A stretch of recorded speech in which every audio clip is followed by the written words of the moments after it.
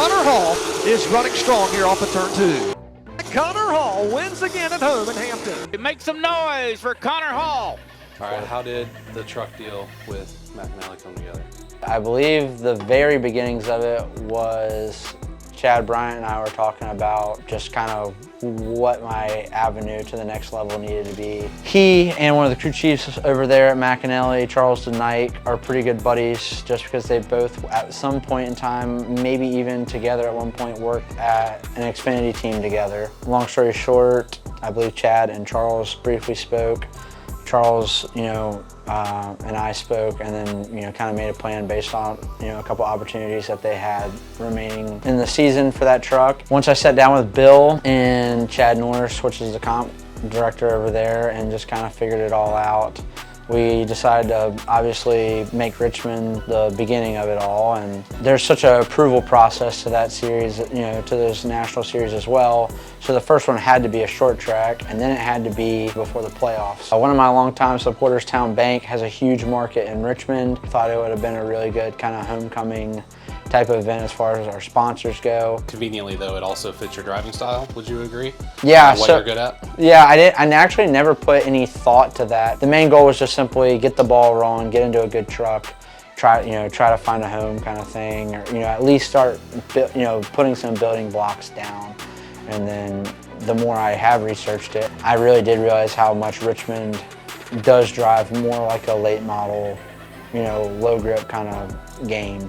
There's you can't really go that hard the entire run because there is a lot of attrition and tire fall off there. I know you've been back and forth to the shop, getting stuff ready, but how do you mentally, physically with your driving, how do you prepare for something you've never done? As far as preparation, like physically, this year anyways, I've just obviously taken my health more into my hands. Kind of had one of those coming to Jesus moments where I looked in the mirror at the end of this winter and I was like, holy cow, I've been eating good. Between, chasing that national last year and just being on the road so much and always busy, I never got, I was never home, never got to the gym. It's just a lot of compounding things that obviously made me put on a good 20, 25 pounds. So then my whole goal since February 1st has been to obviously work my way backwards. Then as far as just using the tools that the team has provided me to learn as much about the trucks as possible. I've been watching a lot of onboard. I've been using a lot of the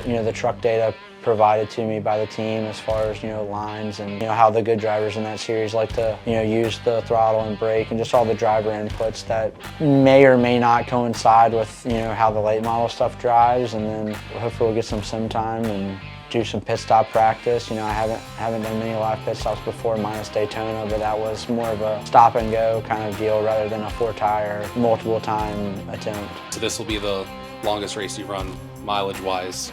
Any extra preparation for that? I spoke a lot with people like Corey and Christian Eckes about they both came from the late model stock car side of things and just what will transition, what does take place that is similar, what doesn't obviously take place that's similar. And I would say if you can run a 200-mile race, I think a 250, around Richmond, that's probably only extra 30, 40 laps. You're in a good truck. Are you setting your expectation to win? I mean, that would be a dream come true, but I think getting out there with the top 10 would be probably one of the most successful days that, I could probably hope for and plan for. But, Richmond hopefully will suit my driving style coming from the low grip stuff, and I think winning is that 1% Hail Mary chance. That would be incredible, but at the end of the day my goal is just to lay a solid foundation, try to show people that I can hopefully succeed at the next level and have a good outing. When fans tune into the truck race on August 10th, they should know that I'm just pretty much,